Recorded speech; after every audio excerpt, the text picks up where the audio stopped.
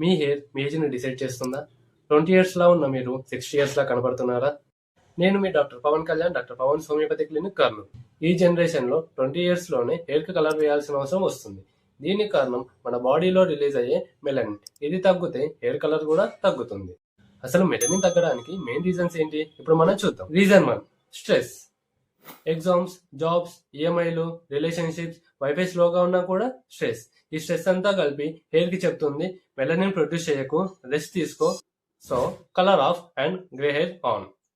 Reason 2, genetics. కోరుకుంది కాలాజాము అయితే దొరికింది మాత్రం పాలకోవా అన్నట్టు అందరికి బ్లాక్ హెయిరే కావాలి, కానీ జెనెటిక్స్ మాత్రం వైట్ హెయిర్ నే ప్రసాదిస్తుంది. ఒకవేళ పేరెంట్స్ లో ఎర్లీ వైట్ హెయిర్ ఉంటే మీకు కూడా ఎర్లీ వైట్ హెయిర్ వచ్చే అవకాశం ఉంది.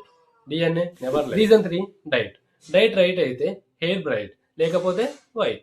మన శరీరానికి కావాల్సినంత పోషకాహారాలను మన డైలీ డైట్ లో తీసుకోకపోతే మెలనిన్ ప్రొడక్షన్ తగ్గుతుంది. దాని రిజల్టే యంగ్ ఏజ్ లో white hair. Reason 4, sleep cycle. మన బాడీకి నైట్ స్లీప్ సైకిల్ చాలా ఇంపార్టెంట్. స్లీప్ లో మన బాడీ రిపేర్ మోడ్ లోకి వెళ్తుంది. ఈ టైంలో హెయిర్ కి కలర్ ఇచ్చే మెలనిన్ ప్రాపర్ గా ప్రొడ్యూస్ అవుతుంది. కానీ మనం ఏం చేస్తున్నాం? Late nights, reels, scrollings, series అంటూ నో స్లీప్. స్లీప్ డిస్టర్బ్ అయ్యేసరికి మెలనిన్ పిగ్మెంట్ తగ్గుతుంది, మనకు హెయిర్ డే వాడకం పెరుగుతుంది.